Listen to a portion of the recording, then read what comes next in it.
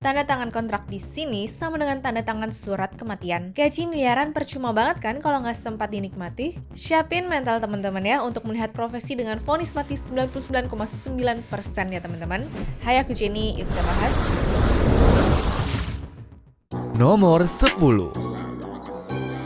Shipbreaker. Ada yang bilang kalau kerja di tengah laut tuh gajinya gede banget. Tapi yang gak banyak orang tahu, pekerjaan di tengah laut macam shipbreaker ini sebenarnya berbahaya banget loh. Dan contohnya ada di Bangladesh serta di India ya teman-teman. Dua tempat ini disebut-sebut sebagai tempat kuburan kapal tergokil karena isinya banyak bangkai kendaraan tanker raksasa. Dan buat yang belum tahu, pekerjaan shipbreaker itu gampangnya adalah tukang yang memutilasi besi-besi di kapal dengan motong secara manual pakai alat las sama palu besar. Masalahnya, di sana kalian gak akan menemukan standar K3 karena bisa aja nih lagi asik motong besi, tiba-tiba ada plat baja yang jatuh tanpa ada aba-aba. Udah gitu, secara kesehatan, paru-paru pekerjaan juga terancam rusak pelan-pelan karena asbes dan juga limbah beracun yang kalian hirup setiap harinya. Bayangin, dalam 5 tahun belakangan aja, udah ada 38 korban meninggal sama 177 korban luka-luka. Duitnya mah gak seberapa ya, tapi taruhannya nyawa sendiri dong guys.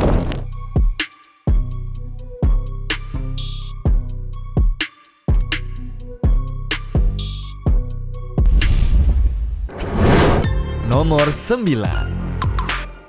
Tukang kebun di Poison Garden. Kirain mah sehari-hari ngurusin tanaman, ngeliat yang hijau-hijau, bisa hidup lebih lama daripada orang yang kerja di tambang kan guys? Tapi nyatanya, jadi tukang kebun di The Poison Garden di Alnwick, Inggris juga malah bisa bikin umur kalian berkurang secepat kilat loh. Buktinya, hal ini dirasakan sama Nathan Greenway, yaitu pria yang baru berusia 33 tahun, tapi udah dibawa ke rumah sakit karena muntah-muntah dan juga ngeluarin keringat berlebihan sebelum akhirnya meninggal dunia. Kondisi seperti itu bukan karena dia kerja di tambang ataupun di laboratorium ya, tapi cuma karena beberapa jam sebelumnya dia kerja deket tanaman Devil's Helmet. Gila, pantas aja ya taman itu dibilang bahaya. Lagian di sana juga ada 100 tanaman paling mematikan di dunia kok. Lihat deh, pintu depan tamannya aja udah ada papan gambar tengkorak dengan tulisan "These plants can kill" atau tumbuhan ini bisa membunuh. Dan para tukang taman pun gak ada yang boleh pakai kaos oblong sama sarung tangan kain biasa aja ya, melainkan mereka harus banget nih pakai APD lengkap seakan-akan lagi berhadapan sama virus mematikan. Soalnya ada beberapa tanaman di sana yang punya racun hardcore banget, alias bisa bikin jantung kalian berhenti cuma gara-gara motong batang atau kena getahnya doang. Salah satu tanaman primadona paling terkenal di situ adalah giant hawkweed yang sifatnya tuh adalah fototoksik, di mana kulit kalian bisa melepuh dan juga kebakar cuma karena kena getahnya sambil terpapar matahari. Gimana? Kira-kira masih mau jadi tukang kebun nggak?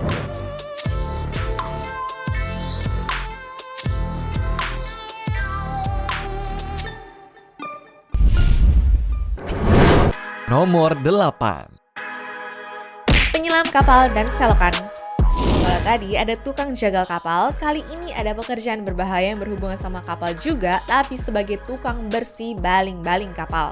Wow, siapa sangka ya di dunia ada job desk seperti itu. Jadi pekerjaan ini disebut sebagai ship propeller, di mana kalian gak cuma nyemprot pakai selang aja, tapi harus turun langsung ke laut untuk ngerok karang yang nempel di kapal. Masalahnya sih bukan cuma soal capek ngikat aja ya, tapi resiko paling seremnya adalah kalau sampai ada miskom dan baling-balingnya mendadak nyala waktu kalian di bawah sana, fix langsung kepotong-potong dalam hitungan detik. Mau minta tolong juga udah gak keburu. Udah kerja dalam kegelapan, takut kalau ada hewan buas, terus mesti was-was lagi ya kalau baling-balingnya nyala juga. Cocok buat kalian yang suka pekerjaan anti bosen sih tapi.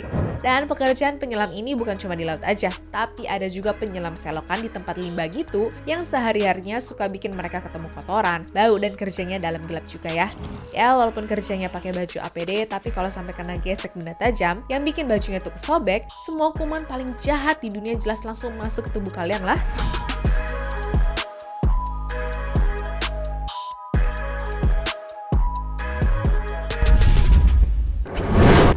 Nomor 7. Penyelam saturasi. pikir penyelam selokan udah ngeri. Eits, ada penyelam saturasi yang levelnya udah kayak astronot tapi versi di bawah air. Jadi, para manusia baja ini menantang hukum fisika demi mesin infrastruktur energi dunia tetap jalan ya.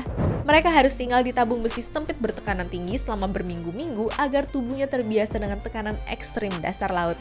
Gila ya, udah nggak bisa langsung pulang ke rumah, harus nunggu dekompresi berhari-hari, dan salah dikit aja nih dalam pengaturan tekanannya, wah fix nyawa tuh langsung melayang deh.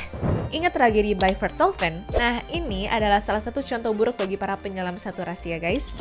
Cuma karena satu kesalahan teknis aja bisa bikin tekanan turun drastis secara mendadak dan badan langsung meledak. Shock banget kan? Jadi pekerjaan ini benar-benar nguras mental sama fisik dimana kalian tuh rela nggak ngerasain sinar matahari atau udara segar selama sebulan penuh sambil bertaruh nyawa setiap detiknya. Tapi ya gajinya emang fantastis sih kalau bisa aku bilang.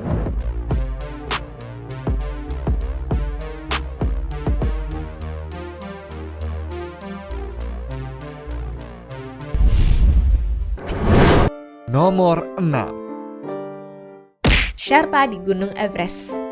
Banyak yang mikir kalau pendaki yang berhasil naik ke Gunung Everest lah yang patut dipuji sama semua orang. Padahal mah di balik itu ada Sherpa yang jasanya patut diacungi jempol loh. Bayangin mereka bukan cuma sekedar tour guide atau sekedar tukang bawain barang doang ya, tapi mereka lah orang yang harus bolak-balik membuka jalan, masang tali, bawa tangga, sampai nyiapin tabung oksigen di titik-titik tertentu. Resiko paling horornya ada di Khumbu Icefall, yaitu air terjun es paling mematikan yang bongkahan esnya itu segede gunung dan bisa jatuh tanpa aba-aba sama sekali.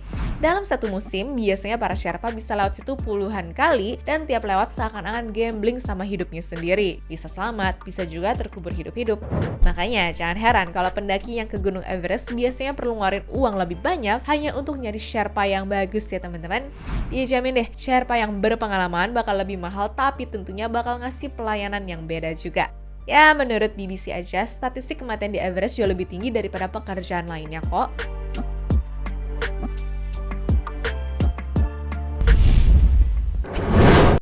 Nomor 5. Pemerah bisa ular. Nangkap ular, ngejinakin ular, atau pesulap pakai ular, mungkin udah pernah kalian lihat ya. Tapi pemerah bisa ular? Nggak percaya kan beneran ada pekerjaan kayak begini? Nah anehnya, pekerjaan yang satu ini pun ternyata berbahaya banget karena kalau sampai kegigit, cara untuk bikin obat penawar racunnya adalah dengan pakai racun itu sendiri. Kalau nggak ada, ya siap-siap semua jaringan di tubuh kalian tuh bakal mati perlahan-lahan alias gagal fungsi satu persatu. Di Amerika, salah satu veteran yang terkenal dalam bidang ini adalah Jim Harrison, di mana dalam 2 jam dirinya bisa memeras 150 ular tanpa pakai sarung tangan sama sekali. Nah dia begitu tuh alasannya biar feeling tangannya sih lebih dapet ya pas megang kepala ular yang licin. Tapi apa akibatnya? Jadi-jadinya emang ada yang putus dan bentuknya udah nggak karuan ya gara-gara sering digigit. Namun demi menyelamatkan nyawa ribuan orang dia tuh gas terus. Makanya jangan heran kalau bisa ular tuh mahal banget karena ya emang ngambilnya pun emang bisa meregang nyawa juga ya guys.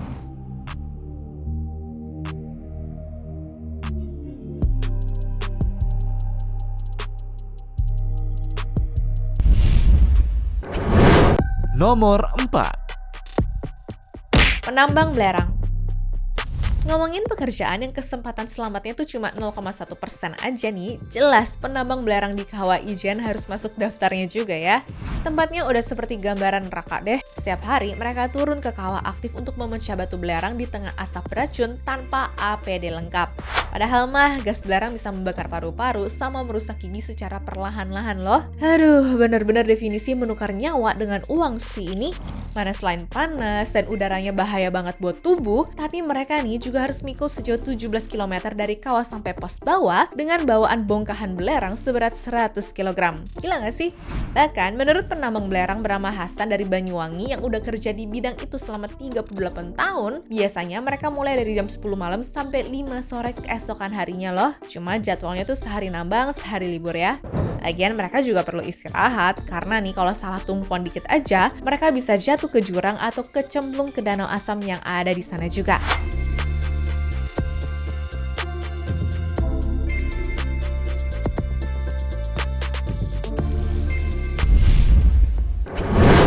Nomor 3. Pemburu badai.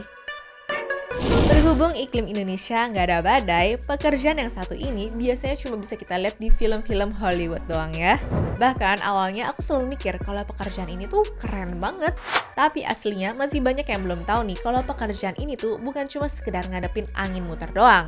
Melainkan ngadepin hujan es segede bola baseball, nguber dan juga kabur dari badai, serta harus ekstra hati-hati sama pemburu badai lainnya yang suka nyetir ugal-ugalan. Ya sebenarnya sih mereka kayak gitu karena harus ada di posisi yang tepat ya. Lalu nggak boleh ketarik sama angin nih, namun nggak boleh jauh-jauh dari angin badainya juga.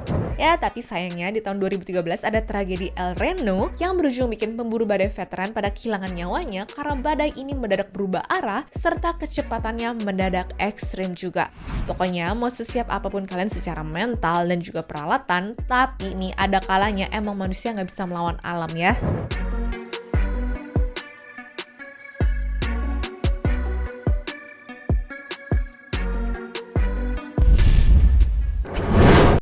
Nomor 2.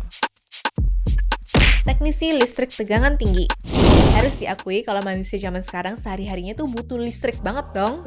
Makanya pekerjaan teknisi listrik tegangan tinggi juga penting banget alias jadi pekerjaan paling berbahaya. Kenapa? Iya, karena orang yang menangani 100.000 volt lebih itu harus manjat tiang atau menara ratusan meter dengan resiko jatuh, kena setrum, atau kena cuaca ekstrim waktu lagi ngebenerin kabelnya ya.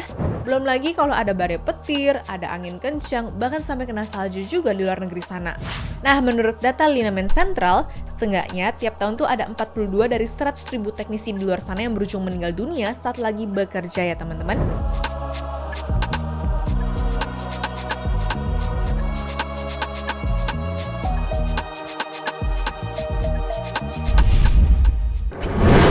Nomor 1.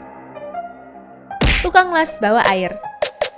Dan terakhir, ada tukang las bawa air yang biasanya dicari untuk benerin pipa minyak ataupun lambung kapal di kedalaman laut yang gelap dan juga dingin.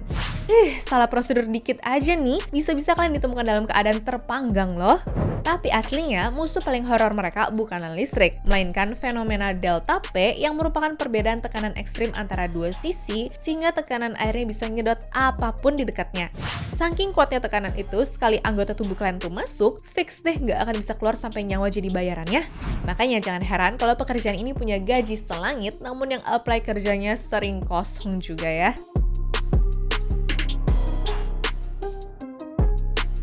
Anyways, cukup sampai di sini ya guys video hari ini. Sampai jumpa di video selanjutnya. Dah.